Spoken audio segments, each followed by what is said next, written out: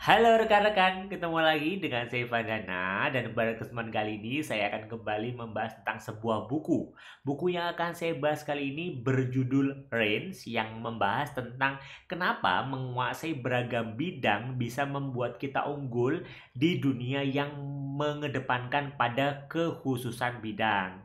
Nah, buku ini mungkin akan tepat bagi rekan-rekan yang seringkali merasa galau gitu ya. Enaknya saya ketika saya bangun karir di perusahaan itu menjadi orang yang generalis, yang belajar banyak hal, atau menjadi orang yang spesialis, yang fokus mempelajari, menekuni satu hal sampai akhirnya menjadi orang yang expert.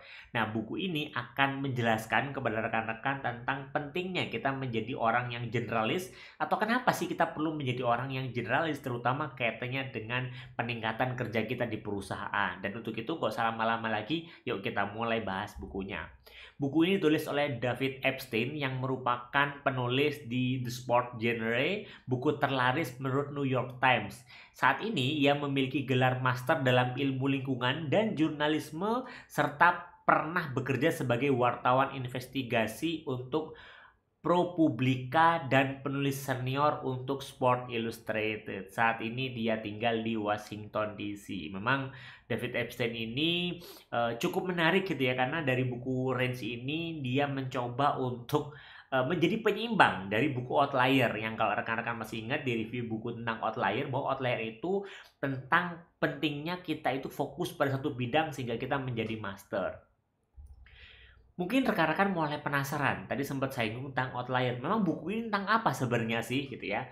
Nah, buku ini memang nanti isinya itu akan banyak membahas tentang pentingnya menjadi orang yang memiliki keragaman. Jadi istilah range ini adalah memiliki keragaman, yaitu mereka yang menguasai berbagai macam bidang, mereka yang menguasai banyak bidang, atau sering disebut jadi sosok yang generalis ini.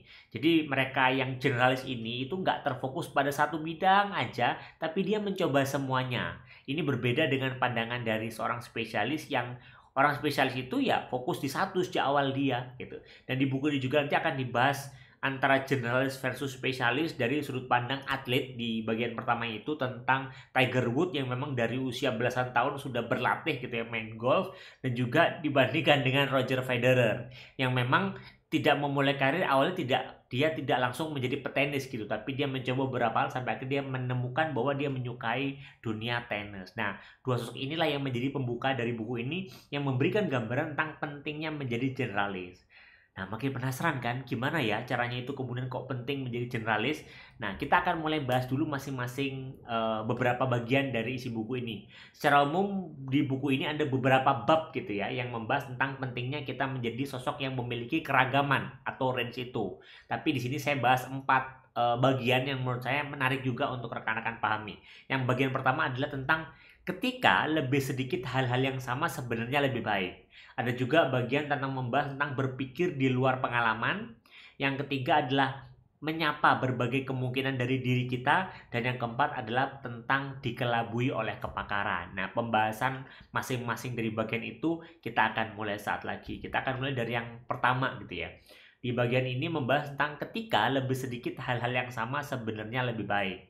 Di bagian ini akan membahas tentang Venesia yang menceritakan tentang di abad ke-17 yang itu memiliki semacam musik yang menonjol dan bisa didengarkan di seluruh kota, yang akhirnya membuat kota itu menjadi terkenal gitu. Nah, ada sosok pemusik instrumental yang memang itu sangat terkenal yang berkontribusi terhadap Venesia ini rame di abad 17 itu, yaitu namanya Antonio Vivaldi.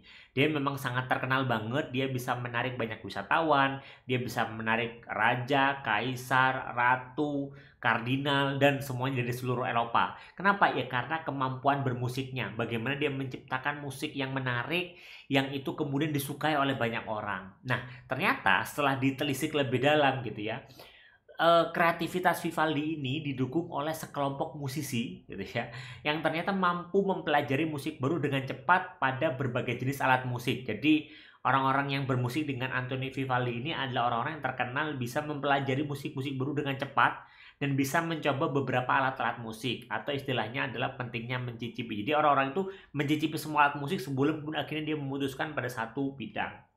Masih di bagian ini juga akan juga ditekankan tentang pencicipan. Jadi beberapa kali dibahas tentang pentingnya pencicipan atau kita mencoba gitu ya. Di sini digambarkan bahwa ternyata ada orang-orang atau anak-anak yang itu dimasukkan ke dalam sekolah musik yang berbakat gitu. Ada anak-anak yang dianggap berbakat masuk sekolah musik, ada anak-anak yang sebenarnya nggak terlalu berbakat tapi sama orang tuanya dimasukkan ke dalam sekolah musik yang cukup terkenal kala itu. Nah, riset yang dilakukan adalah kemudian mereka dimasukkan ke dalam satu sekolah yang sama, sekolah musik tentunya yang cukup terkenal. Nah, ternyata ditemukan fakta menarik bahwa tidak ada korelasi antara anak-anak yang sudah disebutnya punya bakat itu pemusik dengan anak-anak yang nggak punya bakat pemusik. Artinya apa? Meskipun misalkan anak-anak yang punya bakat ini sejak dini sudah belajar musik, dan ada anak-anak yang ya baru belajar musik sekali dua kali tiba-tiba dimasukkan dalam sekolah yang sama, ternyata nggak ada kaitannya. Artinya anak-anak yang lebih dini ini nggak jadi lebih baik juga ketika mereka dari anak-anak yang biasa-biasa aja awalnya gitu. Tapi ketika mereka masuk di sekolah musik, itulah yang membuat mereka berbeda. Dan ternyata anak-anak yang akhirnya berhasil, punya nilai baik, punya performa baik ini adalah mereka yang bekerja keras. Mereka konsisten menambah jam kerja mereka, bukan jam kerja, tapi jam pelatihan mereka selama mereka ikut pendidikan. Jadi meskipun ada anak-anak yang ya sejak dini usia misalkan 7 tahun sudah belajar musik, tapi ada anak yang baru 10 tahun belajar musik gitu ya, ada selisihnya. Udah lebih pengalaman yang ini, yang satunya kan sebenarnya yang dari 7 tahun, tapi ternyata ketika masuk ke sekolah yang sama, mereka ya belum tentu juga ini akan lebih baik, tapi tergantung dari bagaimana mereka melatih diri. Dan kemudian diteliti lagi dari anak-anak ini, ternyata anak-anak yang mencicipi beberapa alat musik gitu ya, tidak cuma fokus ke satu aja tapi mencicipi beberapa alat musik dan kemudian dia menemukan mana yang cocok bagi dirinya, dan ternyata ini memiliki kualitas dan performa yang lebih bagus daripada anak-anak yang sudah fokus ini. Jadi ternyata ini menunjukkan bahwa penting untuk kita mencicipi, biarkan dia mencoba, biarkan dia eksplorasi diri untuk akhirnya dia menemukan dia baiknya di mana. Tuh. Nah, di bagian kedua juga ada pembahasan yang judulnya adalah berpikir di luar pengalaman. Di bagian kedua ini masih membahas pentingnya kita memiliki keragaman. Dan di sini itu dibahas sebuah penelitian yang dilakukan oleh psikolog Kevin Dunbar di sebuah rapat mingguan di sebuah laboratorium. Jadi laboratorium ini sedang mencoba untuk menyelesaikan sebuah isu. Dan di sini Dunbar itu menyaksikan langsung terjadinya proses pengubahan penemuan tak terduga. Jadi mereka menemukan hal tak terduga yang kemudian menjadi pengetahuan dan ilmu baru. Nah, ternyata mereka bisa melakukan pengubahan dari penemuan tak terduga menjadi pengetahuan baru ini karena mereka atau manusia ini membuat banyak analogi. Dan analogi ini dapat dibuat dari bidang-bidang dasar yang berbeda. Jadi orang-orang yang jago bikin analogi ini adalah orang-orang yang dia bisa membuat dari beberapa bidang-bidang yang berbeda atau dia pernah di bidang yang berbeda. Karena dia memiliki pengalaman di bidang yang berbeda, akhirnya dia bisa membuat analogi-analogi yang bisa diterima orang dan akhirnya jadi penemuan baru. Dan di sini kesimpulannya adalah laboratorium yang memiliki lebih banyak profesional dari berbagai bidang, ternyata itu adalah laboratorium yang bisa menawarkan lebih banyak terobosan. Jadi ini menggambarkan pentingnya kita memiliki profesional dari banyak bidang atau memiliki banyak angle sudut pandang. Karena ternyata itu bisa membantu kita untuk membuat terobosan-terobosan baru dalam keseharian kita. Di bagian ketiga buku ini juga ada tentang menyapa berbagai kemungkinan dari diri kita. Di bagian ketiga ini akan membahas tentang kisah Frances Hesselbein yang sebenarnya memiliki 4 jabatan CEO, tapi sebenarnya dia nggak pernah melamar untuk mendapatkan jabatan ini. Tapi meskipun dia nggak pernah melamar, tapi dia sukses besar sampai-sampai pakar manajemen Peter Drucker itu mengumumkan Hesselbein sebagai CEO terbaik di Amerika. Karena dia bisa mengelola sebuah organisasi yang cukup tua di dunia gitu ya, dan itu organisasinya tumbuh. Dan kemudian itu nggak kemudian karena dia expert di satu bidang, tapi karena sebelumnya Hesselbein itu sudah pernah beraktivitas di banyak organisasi, banyak komunitas, banyak olahraga, banyak bidang-bidang lainnya, membuat akhirnya dia mendapatkan insight tentang sebuah kepemimpinan. Dan itu insight-insight itu yang akhirnya memperkaya dia menjadi seorang leader dan menjadi seorang CEO yang akhirnya cukup terkenal dan disebut oleh Peter Drucker CEO yang terbaik ketika itu. Dan juga di bagian keempat di sini juga akan dibahas tentang ya pentingnya lagi-lagi menjadi seorang jurnalis. Ya kenapa kok itu penting? Ya karena memang ternyata orang-orang yang spesialis itu ya, itu atau pakar lah ya, orang-orang yang expert itu seringkali dikelabui oleh kepakaran. Di bagian ini akan dibahas sebuah fakta bahwa ditemukan dari risetnya kala itu rata-rata pakar di satu bidang itu adalah peramal yang buruk. Bidang yang telah dia tekuni bertahun-tahun, pengalaman bertahun-tahun, ijazah akademisnya ternyata tidak menciptakan perbedaan. Artinya, pakar dengan yang bukan pakar itu mampu meramalkan situasi, kondisi di masa depan itu sama buruknya sebenarnya. Jadi nggak ada perbedaan. Loh, kenapa seperti itu? Saya yakin rekan-rekan juga penasaran gitu ya. Bukankah mereka pakar? Bukankah mereka ahli di bidangnya? Kok mereka nggak bisa meramalkan? Karena di buku ini dibahas bahwa kebanyakan pakar itu berbicara berdasarkan data. Data di masa lalu, sesuatu yang terjadi di masa lalu. Dan kadang karena kita sudah merasa bahwa data di masa lalu itu valid, maka kita memunculkan argumentasi-argumentasi yang kita anggap itu benar. Ya karena kan dari tahun ke tahun sudah seperti itu, dari dulu seperti ini. Padahal itu kalau dijelaskan di buku ini juga kadang tidak menolong kita untuk kita menciptakan sesuatu di masa depan. Apa yang sudah berhasil di masa lalu kan bukan berarti akan berhasil di masa depan.